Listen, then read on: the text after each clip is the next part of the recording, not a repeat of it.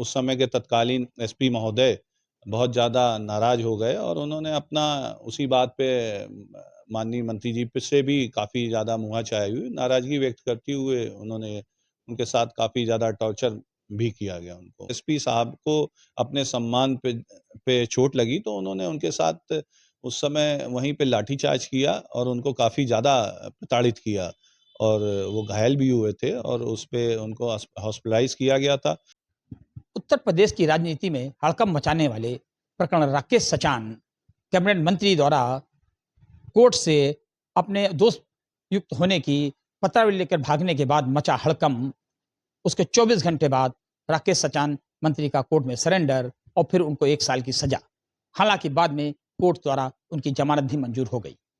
यह सब मामला कई 2 दिनों तक देश और प्रदेश की मीडिया में सुर्खियों रहा, लेकिन बहुत ही कम लोग जानते हैं इस पूरे मामले की जो रूपरेखा बीज बोया गया था, जो बीज पड़ा था, अंकुर उपजा था, वो 31 साल पहले 13 अगस्त 1991 को कानपुर के बर्रा इलाके के सचान गेस्ट हाउस के पास पड़ा था। उस दिन राकेश सचान को राइफल के साथ पकड़ा गया था। लेकिन क्यों ये उसी दिन चूंकि बर्रा इलाके में 3 मर्डर हुए थे। एक नेपल सचान का मर्डर हुआ था, बाकी 2 लोगों का मर्डर हुआ था जो उनको मारने आए थे। उसी के बाद चेकिंग में पुलिस ने राकेश सचान को जो आज मंत्री हैं, इनको राइफल के साथ पकड़ा था और वही आर्म रेस्ट का मुकदमा कानपुर की कोर्ट में चल रहा था। उस दिन 31 साल पहले घटना में क्या हुआ था, ये जानने के लिए आज हमारे साथ निपेंद्र सचान जो मर्डर हुआ था जिनका, उनके रिश्तेदार कपिलदीप सचान खुद हैं। हम इन्हीं से पूछते हैं कि उस दिन घटना का क्या कारण था, क्या हुआ था? कपिल जी, उस दिन क्या हुआ था, घटना में क्या हुआ था? उस दिन 13 अगस्त 1991 को नपेंद्र सचान जी और साथ में जय सिंह जी वहीं पे थे और वहाँ पे उनका अपना किसी बात पे कमलेश सचान और राकेश सचान जी से एक अन्य राकेश सचान हैं, उनसे किसी बात पे अपना नाराज़गी आपस में थी। तो उसी पे जो राकेश जी और कमलेश जी के द्वारा नपेंद्र जी और उनकी हत्या हुई जिसमें जय सिंह जी को गोली लगी और साथ में आपसी ही गोलीबारी में राकेश जी और कमलेश जी की भी हत्या हो गई थी जवाबी गोलीबारी में। तो वो ये 3 लोगों की हत्या हो गई थी और आपसी लड़ाई में ही ये तीनों लोग मारे गए थे, ये चीज़ है। अच्छा, इस मामले में क्या कोई राकेश सचान जो आज मंत्री हैं, चूंकि एक बात और साफ कर दें आप, एक बात और मैं हम साफ कर दूं कि जिस दिन वो घटना हुई थी, जब नपेंद्र का मर्डर हुआ था, उसके अपोजिशन में 2 मर्डर और हुए थे।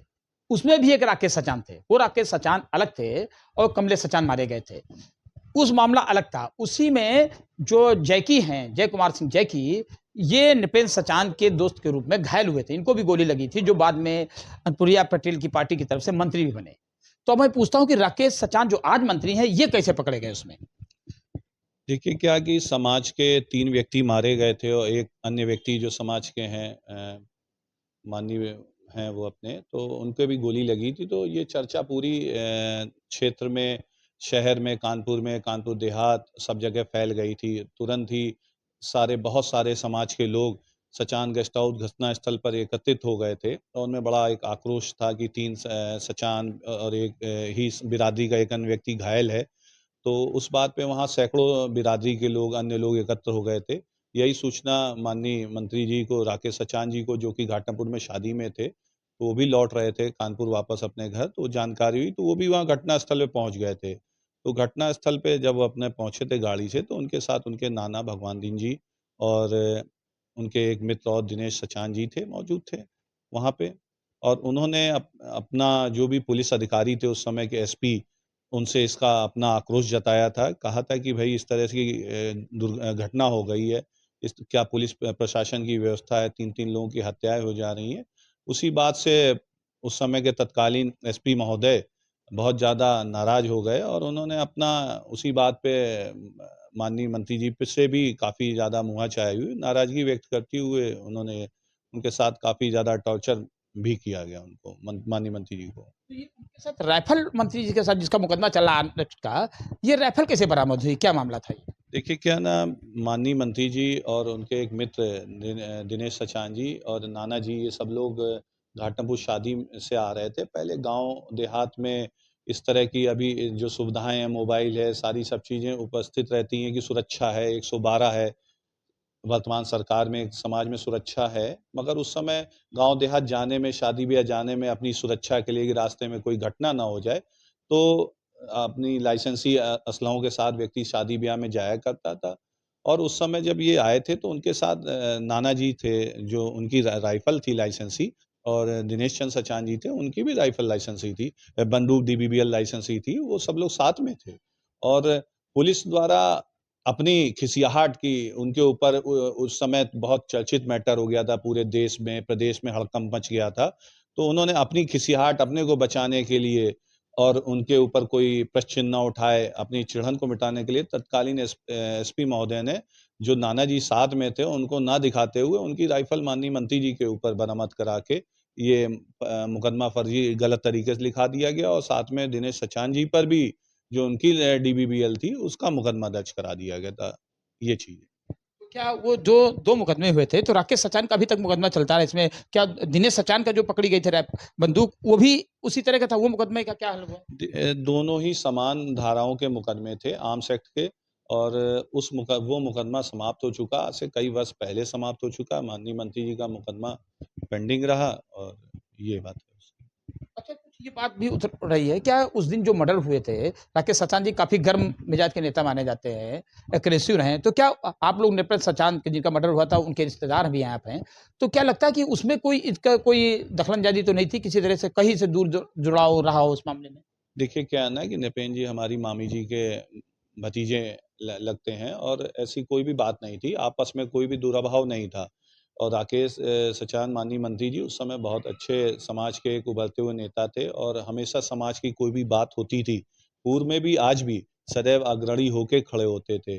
और उस समय माननीय मंत्री राकेश सचान जी राजनीति कर रहे थे, और यहाँ पे डीएवी छात्र संघ से चुनाव लड़ते थे, और हमेशा बढ़ चढ़ के समाज की, सचान बिरादरी, कुर्मी बिरादरी का जो भी मामला होता था, किसी कोई बात होती थी, तो खड़े होते थे। आज भी उनका यही व्यक्तित्व है कि वो किसी भी बिरादरी के व्यक्ति की समस्या में सबसे सूचना आते ही पहुँचते हैं। अच्छा, एक और मामला आ रहा है, कोई विजय सचान जी हैं, इनके कॉम्पिटिटर। कहा जा रहा था कि उस दिन वो जो कमलेश सचान और राकेश सचान जो मारे गए थे निपेश सचान के अपोजिशन में, वो शायद उनको मर्डर करने आए थे, उसी के बीच में लड़ाई हुई है, कुछ इस गुटबंदी है, क्या है मामला?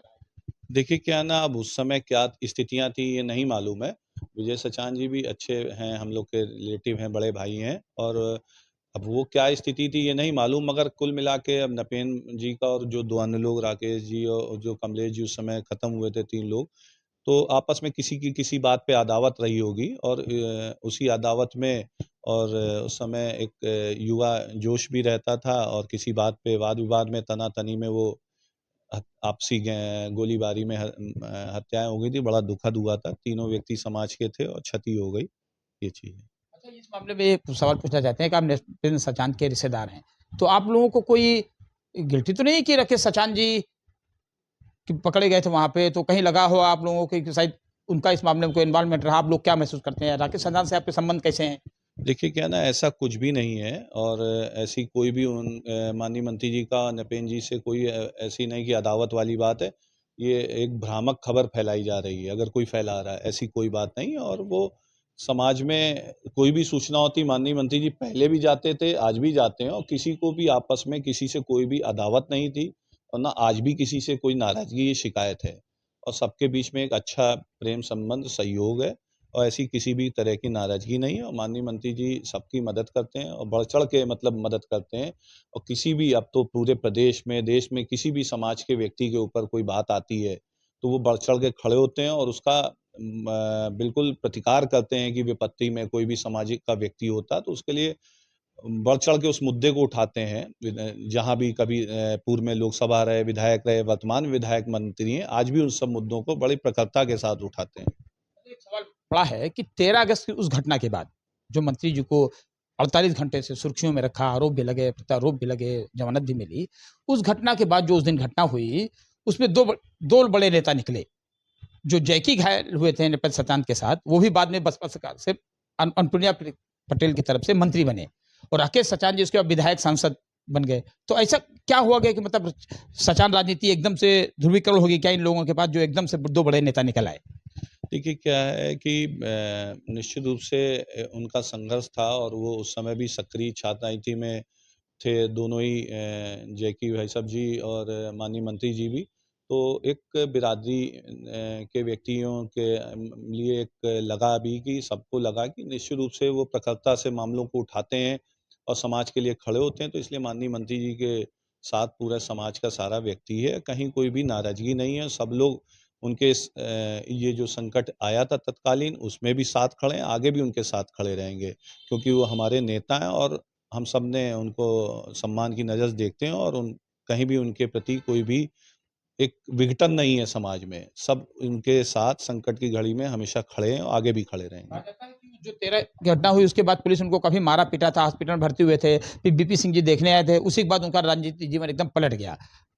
देखिए क्या है माननीय मंत्री जी राकेश सचान जी शुरू से छात्र जीवन से प्रखरता से मामलों को डीएवी छात्र संघ की राजनीति में भी स्टूडेंट पॉलिटिक्स में वो छात्रों के मामलों को उठाते थे और कभी भी किसी अधिकारी या किसी अन्य व्यक्ति से गलत बात पे दबे नहीं और उस दिन भी यही बात हुई थी। उन्होंने जो तत्कालीन एसपी महोदय थे अपने कानपुर सिटी के, तो उनसे भी इस बात का कहा था कि आपकी कानून व्यवस्था बहुत खराब है और यहाँ 3-3 लोग खत्म हो गए और आपकी पुलिस ने कुछ नहीं किया और अगर ये चीज़ पहले से पुलिस की सजग होती तो इस तरह की घटना ना होती, तीनों व्यक्तियों का जो खत्म हो गया उनका जीवन सुरक्षित होता। और उसी बात से काफ़ी उन्होंने मुखरता से इसका विरोध किया, तो एसपी साहब को अपने सम्मान पे चोट लगी तो उन्होंने उनके साथ उस समय वहीं पे लाठीचार्ज किया और उनको काफ़ी ज़्यादा प्रताड़ित किया और वो घायल भी हुए थे और उस पे उनको हॉस्पिटलाइज़ किया गया था और माननीय वीपी सिंह जी भी उनको देखने आए थे और उसी अदावत में तत्कालीन एसपी और जो वादी मुकदमा उस समय थाना इंचार्ज नौबस्ता था, एक उदैनिया करके थे, तो उन्होंने जानबूझ के ये फर्जी मुकदमा उन पे दर्ज कर दिया था। 31 साल पहले की हुई उस घटना में जिसने राकेश सचान को 31 साल बाद अपने राजनीतिक करियर की सबसे बड़ी ऊंचाई पर पहुंचते समय आरोपों में कोर्ट के आरोपों में घेरे में डाल दिया। उस दिन की घटना के चश्मदीद हैं, निपेश सचान के रिश्तेदार भी हैं, कपिलदेव सचान, जिनका कहना है कि उस दिन जो घटना हुई थी उसमें 3 मर्डर जरूर हुए थे, लेकिन उसका राकेश सचान से कोई लेना देना नहीं था। बस इतना जरूर था कि ये सचान बिरादरी की तरफ से, नेता होने की तरफ से वहां आए थे और इन्होंने अपना आक्रोश व्यक्त किया था 3 लोगों के मर्डर पे, तो उससे पुलिस नाराज हो गई। तभी उनको जांच की और राइफल उनके साथ दिखा करके उनको जेल भेज दिया गया। खैर, उस दिन की घटना, इनको अब उनसे राकेश सचान से कोई शिकायत भी नहीं है, उनके यहाँ आना जाना भी है। लेकिन ये भी बात सही है कि 31 साल पहले जो घटना हुई, राकेश सचान जी का पीछा अभी वो छोड़ नहीं रही है। कोर्ट से उनको इस मामले में पत्रावली लेके भागने का आरोप लगा, उसके बाद वो हाजिर भी हुए, 1 वर्ष के कारागार हुआ, जमानत भी मिली, लेकिन उनका राजनीतिक में अभी भी ये घटना लगता है बहुत जल्द हाल फिलहाल पीछा छोड़ने वाली नहीं है।